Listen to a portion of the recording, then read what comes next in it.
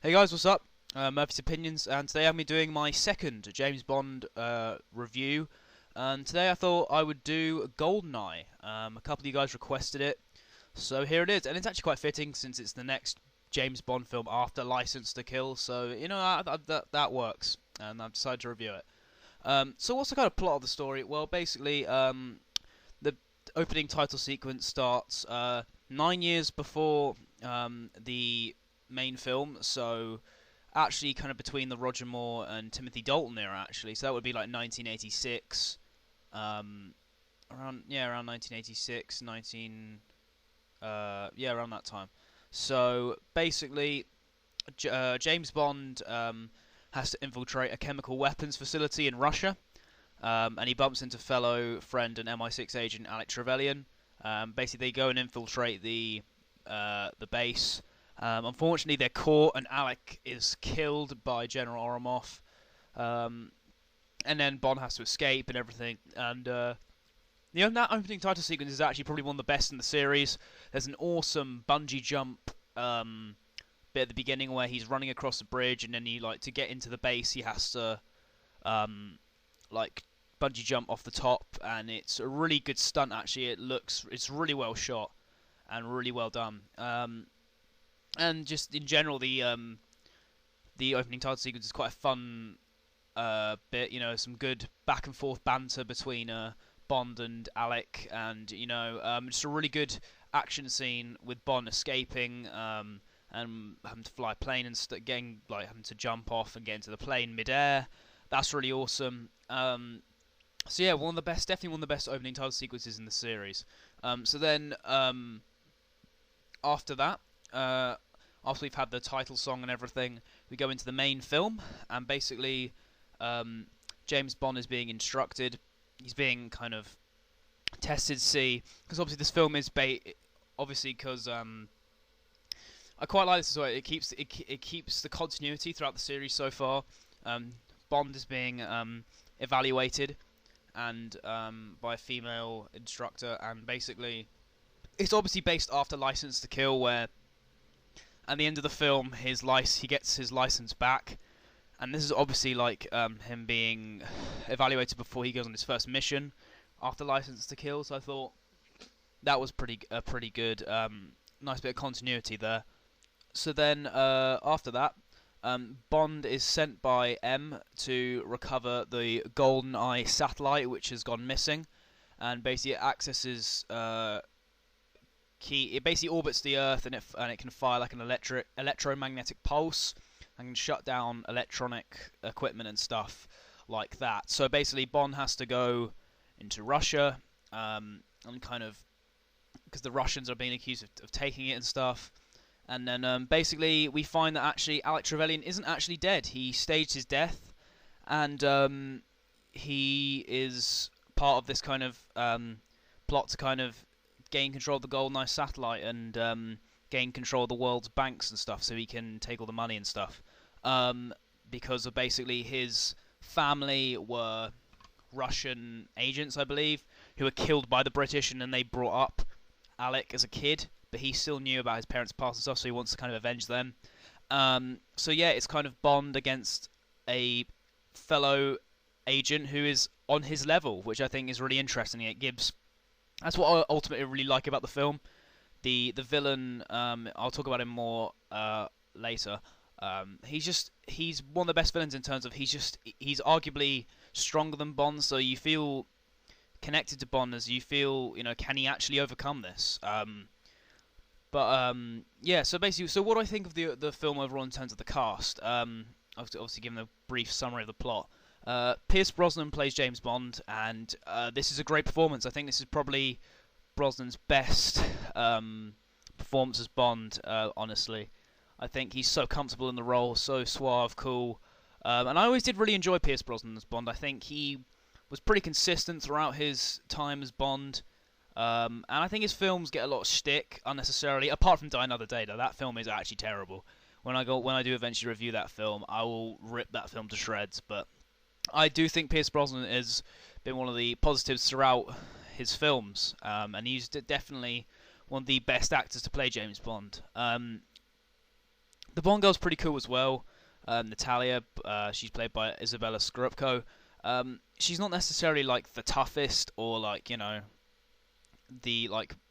She obviously she is independent, but she's not, and she is. I mean, she's not down to the stress. She's just kind of like a normal person, and she does get captured and stuff, but she can do stuff. She is relevant to the plot, whereas like a lot of Bond girls just feel like they're kind of just thrown in there for no reason. They don't really benefit the plot, whereas actually she actually does play a significant role. Like she actually helps Bond. Like that's something that I always like to see. Like a lot of people slag off like a lot of Bond girls, like, but I think as long as they kind of benefit the plot, I think usually more often than not they're a good Bond girl in my opinion. I think she's really great here, and she's just really likable as well.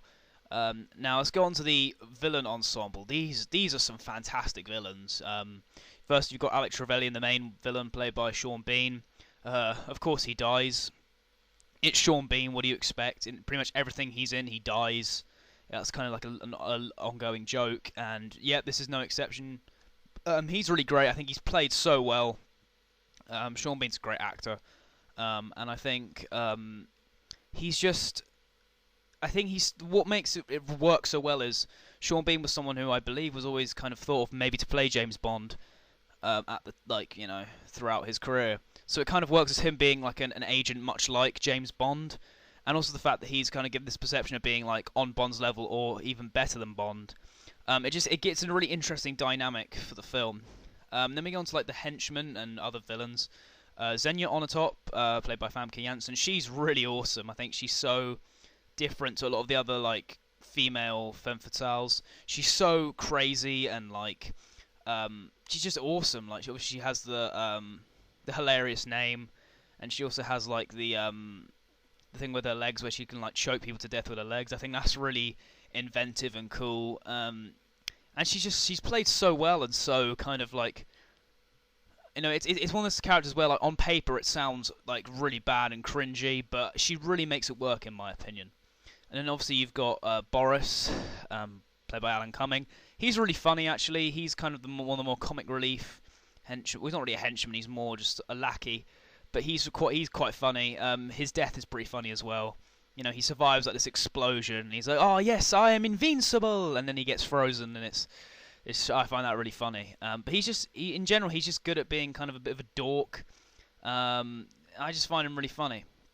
And here's a really underrated character, actually. General Oromov, played by Gottfried John. He's actually so kind of sinister, but also quiet. And I know that's played a lot in the Bond films, but he really stands out to me. I think he's just someone he comes across as quite sinister. And, when you first see him in the film, he doesn't necessarily look like he'd be that intimidating. But as the film goes on, you realize, oh, God, this guy's actually quite tough, and he's pretty...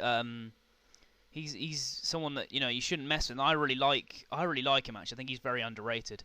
Unfortunately, in this film, there's no scene where all four villains are actually in the same scene together. I think it's a real shame. We really would have been awesome if we could see that.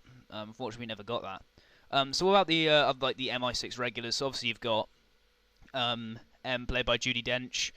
She's great in this film. She really kind of Judi Dench is someone who always knows she has great presence whenever she's in something, especially as M, and you kind of need to be if you're playing M. I think in my opinion, I think she's the best M.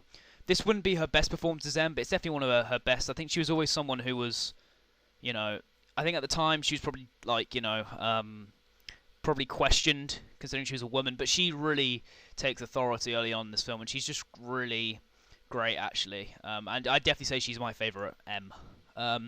Q, obviously played by the great Desmond Llewellyn. He's great in this film, as always. Is there ever a Bond film where Desmond Llewellyn isn't great as Q? He's so fun here. He has a great bit of banter with Bond as well. That's awesome. Miss Moneypenny, played by Samantha Bond. I think she's actually one of the best Moneypennies. I don't think she's as good as Lois Maxwell from the early Connery films and stuff, but I do think she's probably the second best Moneypenny. I think she has great, especially in this film, she has kind of great chemistry with Bond in some of the flirty scenes. I really like her. I think she's one of my favourite Moneypennies. And finally, another character I want to look at is Zukovsky, played by Robbie Coltrane. I really like Robbie Coltrane as an actor. I think he's just a really awesome actor in general. So for him being in James Bond, I think is pretty awesome. And I really like the Sokovsky character. He's not the villain, but he's not like he's kind of an ally of Bond, I guess, but he's not like, obviously him and Bond have they have a past where of together, and it's brought up in the film. I think he's just really awesome, and I'm glad that he returned in one of the future Bond films, The World Is Not Enough. So let's go on to just sort of the score. The score of this film is quite controversial to a lot of people. A lot of people don't really like it. It's done by I believe he's French composer Eric Serra. I don't love it, but I don't think it's as bad as people make it out to be. Like, I think there's some good stuff in there, and especially like in the opening title sequence. I think the score with the drums and everything is done pretty well, actually. I think the score's pretty decent. I wouldn't say it's one of the best, but I'd say it's a solid entry into the Bond series. Personally, it's a lot of use of drums, which I personally quite like. So I don't hate the score that much. I think it's quite underrated personally. And then overall, it's the action scenes in general. The action in this film is great. Like, it's so well edited. Like, even now, 20 years on, it still stands out, and it looks like it could have been made like really recently. So I really like that, and the effects and everything. The opening title sequence, as I said, there's some great action in there. Like the great stunts with the bungee jump and that sort of thing, and infiltrating the base. The tank chase in St. Petersburg, where Bond drives a tank, that's awesome. And even the final fight between Bond and 006, Alex Trevelyan, I think is pretty awesome as well. So, in conclusion, what do I think of Goldeneye? I think it's a tremendous film. It's my personal favourite James Bond film. I think there's nothing I can really kind of criticise about it that much. Everything I think is just amazing. The cast is brilliantly cast. The score's pretty solid as well. Some great action scenes.